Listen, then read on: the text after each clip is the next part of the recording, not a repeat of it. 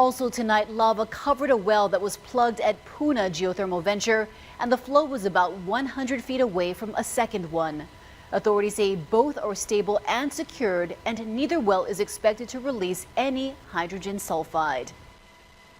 Lava from fissures 7 and 21 traveled onto the Puna Geothermal Venture property.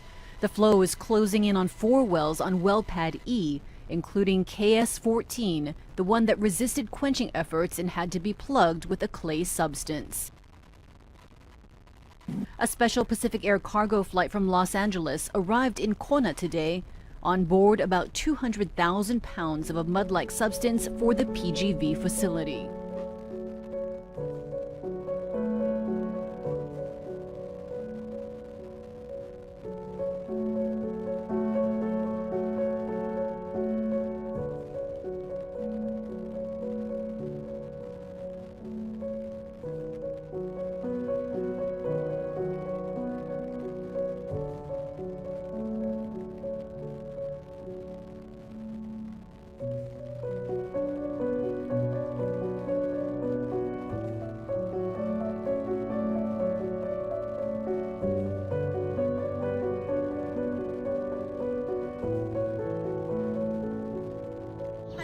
Good morning, I'm here to do the geology update and happy Memorial Day.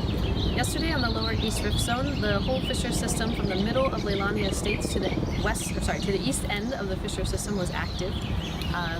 One of the fountains was going up to 60 yards high.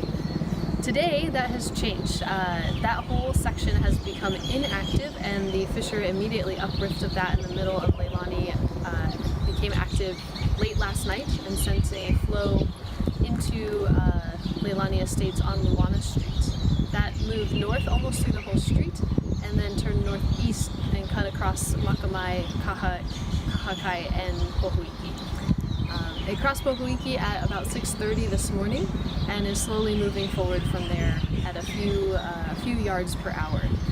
The channel velocity coming out of the fissure, though, is at 3 feet per second, which is very fast. So it's pushing this flow forward quickly from behind, but it's spreading out in a wide space, so that way the front is not moving as fast as the channel is.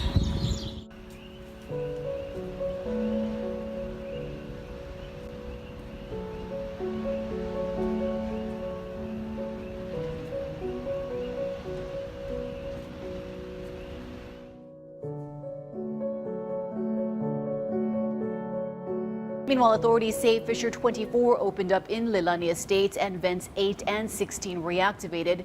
But the biggest producer is still fissure 7, which has 2 main channels, one going toward PGV and the other heading south, which could start a new ocean entry in the next couple of days.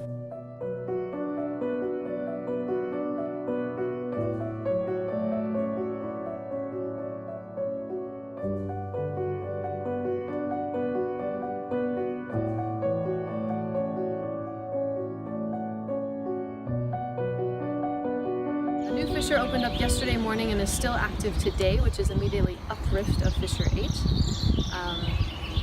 And what else? And the summit eruption, there is still elevated seismicity.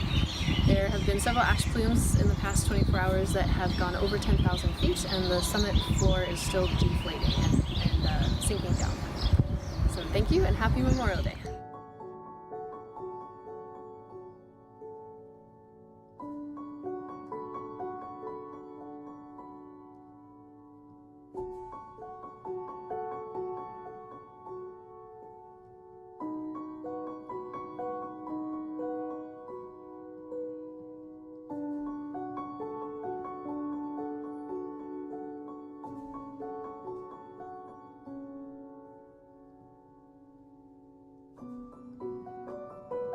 To rescue a resident of Leilani Avenue who became trapped by lava in Leilani Estates tonight.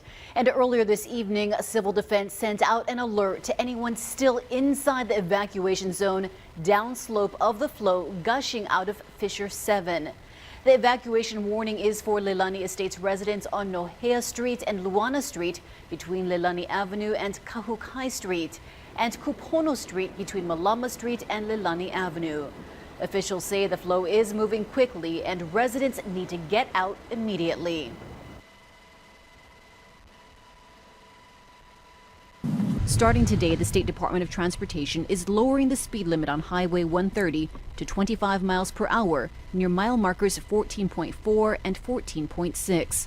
Officials say the change is necessary for the safety of residents driving over the steel plates installed over cracks caused by volcanic activity.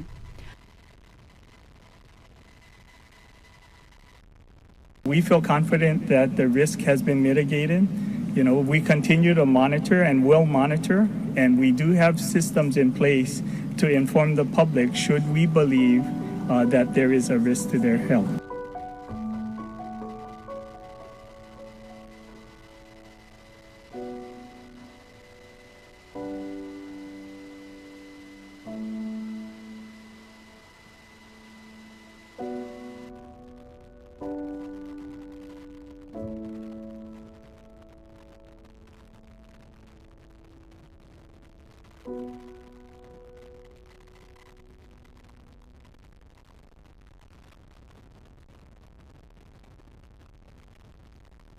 Comparing these two satellite images shows that over at Kilauea's summit, the eruptive vent continues to expand as a result of magma withdrawing from directly beneath Halema'uma'u crater.